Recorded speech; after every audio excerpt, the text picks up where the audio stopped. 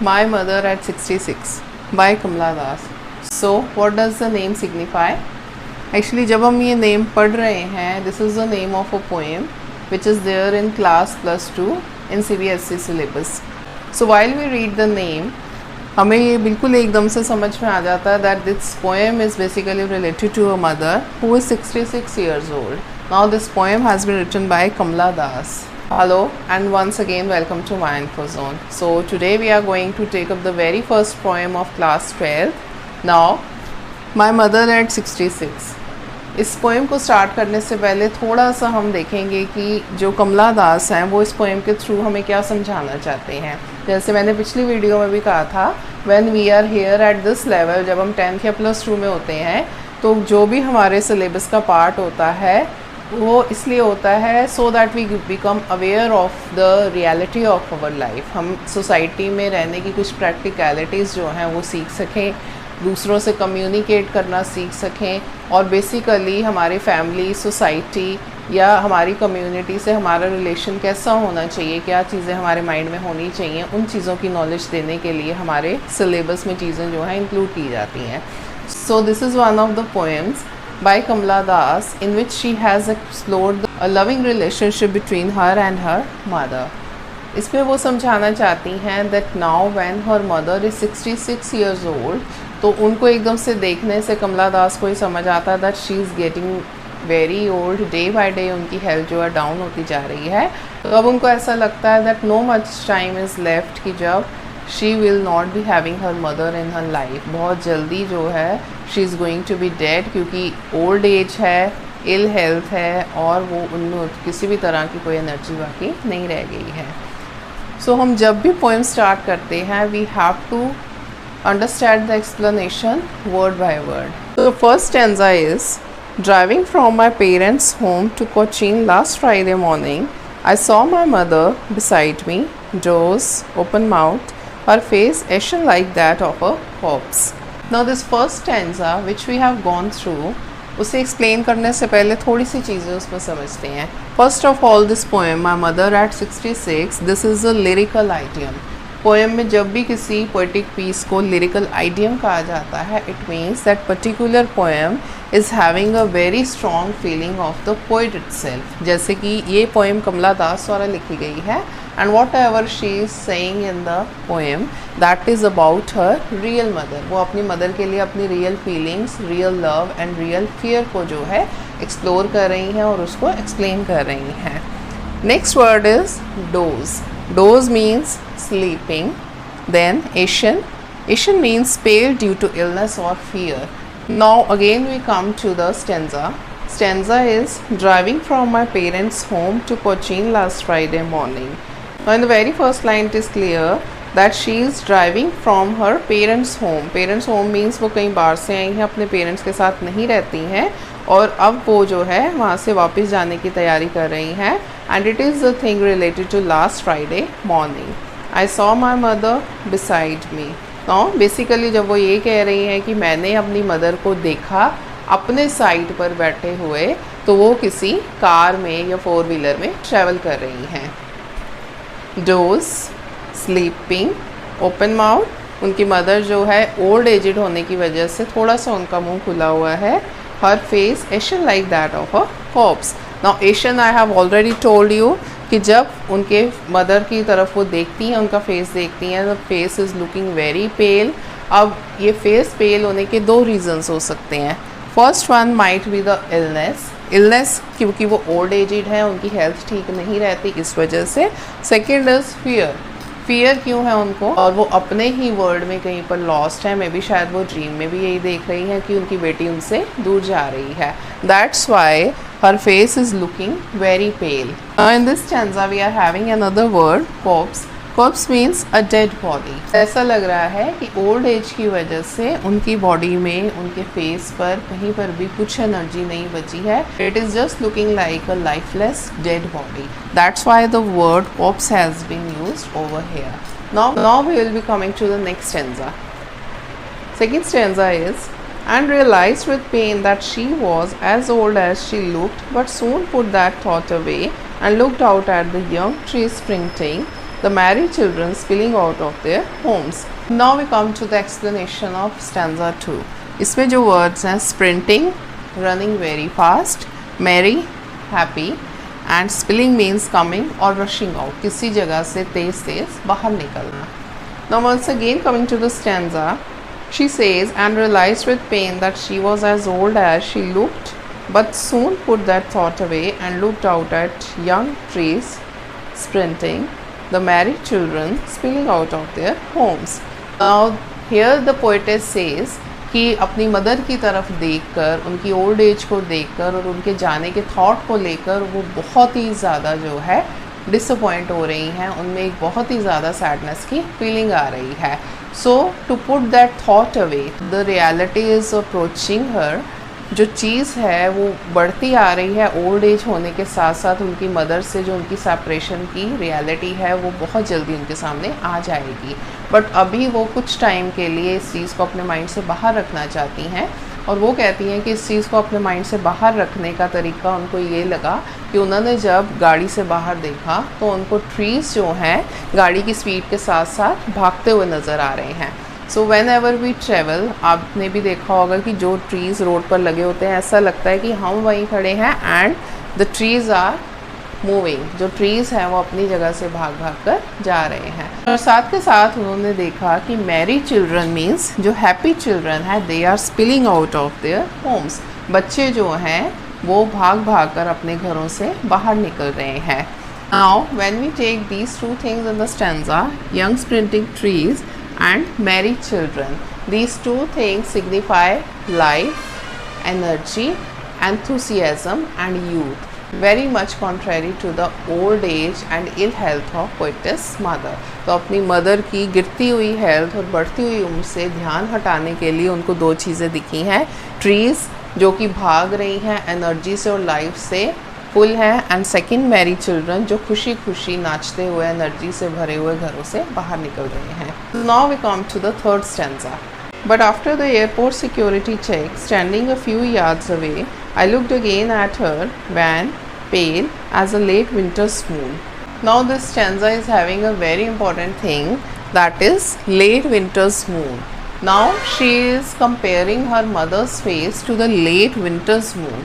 वो क्यों ये कंपैरिजन कर रही हैं? क्योंकि हम जब भी विंटर सीज़न में मून को देखते हैं तो इतनी ज़्यादा धुंध होती है, मिस्ट होती है, फॉग होती है बाहर, कि जो मून की ब्राइटनेस और लस्टर है वो एक तरह से ढक जाता है, कवर हो जाता है या बहुत ही अनक्लियर हो जाता है. Similarly the poetess Kamala Das is saying here कि यंग एज में जो उनकी मदर की फेस की ब्यूटी थी, चार्म था, जो उनकी बॉडी की एनर्जी थी, वो सब कुछ जो है उनकी ओल्ड एज और इल हेल्थ के नीचे जो है दब कर रह गया है. जिस तरह से बहुत ही मिस्टी और फॉगी होने की वजह से बाहर हमें मून की ब्राइटनेस और लस्टर नहीं दिखाई देता, उसी तरह उनके बूढ़े होने की वजह से और बिल्कुल उनके एनर्जी लेस होने की वजह से उनमें कोई चार्म, एंथुसियाज़म, कोई एनर्जी या ब्यूटी अब पोएटेस कमला दास को नहीं दिखाई देती. Now here we come to the last stanza, that is the fourth one. And felt that old familiar ache, my childhood's fear, but all I said was, see you soon, Amma. All I did was smile and smile and smile.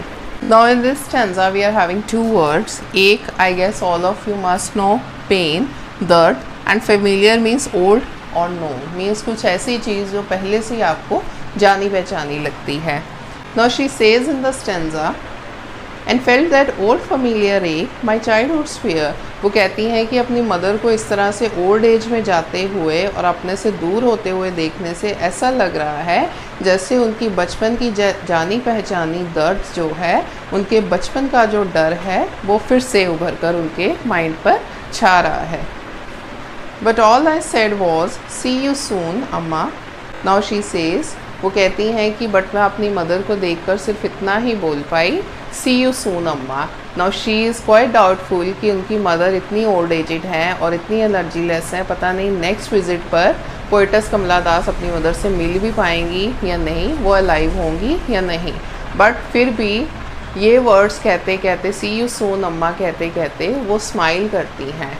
सो इस stanza में smile and smile and smile word जो है वो 2-3 times जो है poetess ने repeat किया.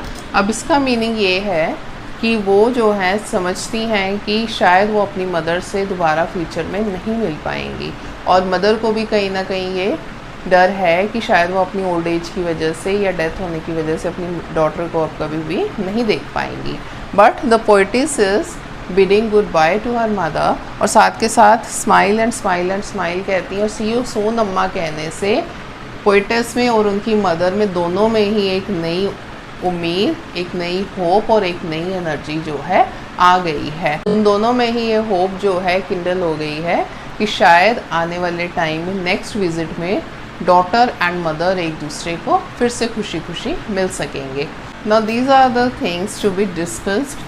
Poetic devices, हम जब भी पोएम करते हैं the most important thing to understand are the poetic devices used throughout the poem. Poetic devices होती हैं जिनको हम हिंदी में अलंकार कहते हैं। पोएटिक डिवाइसेस मीन्स जो एक पोएम को और सुंदर और डेकोरेटेड बना देती हैं। Now here they have use simile. Simile एक ऐसी पोएटिक डिवाइस होती है जब आप बताते हैं कि कोई चीज़ किसी के सिमिलर बताई गई है, एक जैसी बताई गई है।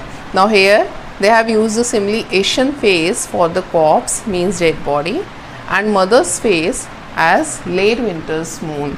अब उसके मदर के फेस को एक बार जो है डेड बॉडी जैसा बताया गया है, like it's quite lifeless and not having any energy, और लेट विंटर्स मून जैसा इसलिए बताया गया है क्योंकि जिस तरह से विंटर के टाइम पे मून की ब्यूटी और चमक और लस्टर जो है छुप जाता है, इसी तरह से उसके मदर की जो ब्यूटी है, एनर्जी है, वो सारी उनके बुढ़ापे और बीमारी के पीछे दब कर रह गई है।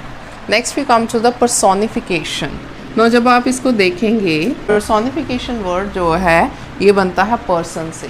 पर्सन मीन्स ह्यूमन बीइंग, व्यक्ति, और पर्सोनिफिकेशन का मतलब होता है कि किसी नॉन लिविंग चीज़ को जब एक पर्सन जैसा शो किया जाता है पोएम में, that is the personification. Here the poetess has said sprinting trees. Sprinting means running trees. अब ट्रीज़ अपनी जगह से रन नहीं कर सकते हैं, वो एक ही जगह स्टेडी रहते हैं, खड़े रहते हैं, उनकी जड़ें जो है मिट्टी में होती हैं। लेकिन तो पोएटेस ने जब गाड़ी से बाहर देखा तो उन्हें ट्रीज़ ऐसे लगी जैसे कि वो चल रही हैं, भाग रही हैं। तो उन्होंने उन ट्रीज़ को जो कि नॉन लिविंग थिंग्स हैं उनको एक पर्सन की तरह शो किया है, रनिंग पर्सन की तरह, इसलिए यहाँ पर पर्सोनिफिकेशन यूज़ हुआ है।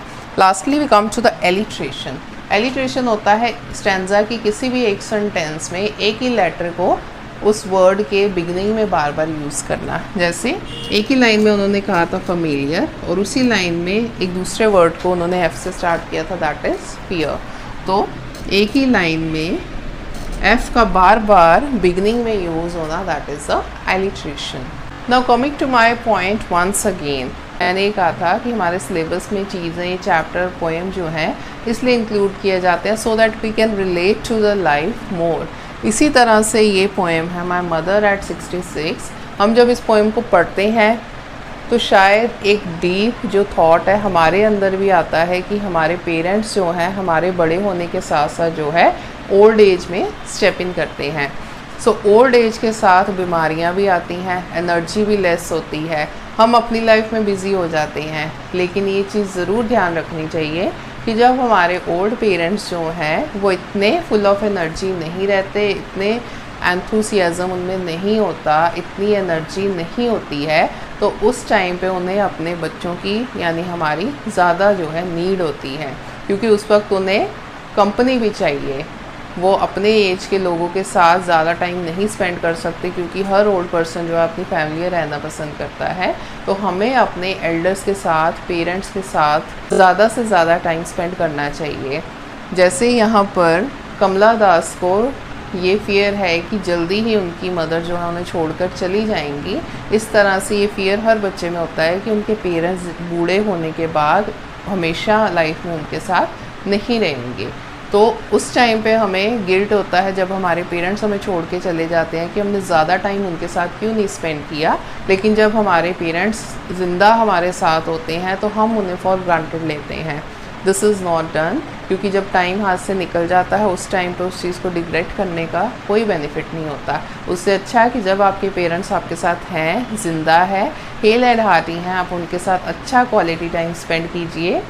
इट्स नॉट लाइक दैट कि आपकी अपनी कोई लाइफ नहीं है, अपना कोई सर्कल मत रखिए, लेकिन जितना इक्वली इम्पोर्टेंस आप अपने सोशल सर्कल को और अपने क्वालिटी टाइम को देते हैं, उतनी इम्पोर्टेंस आपको अपने पेरेंट्स को और अपनी फैमिली को ज़रूर देनी चाहिए, ताकि कल को जब लाइफ में आगे जाकर आप ये सोचें कि आपने अपने पेरेंट्स के लिए क्या किया, तो कम से कम आपको मन में एक खुशी होनी चाहिए कि हाँ, आप अपने पेरेंट्स के साथ इतना टाइम बिता पाए कि उनकी अच्छी मेमोरीज़ आपने अपने लाइफ के एल्बम में कलेक्ट करके रखी हैं।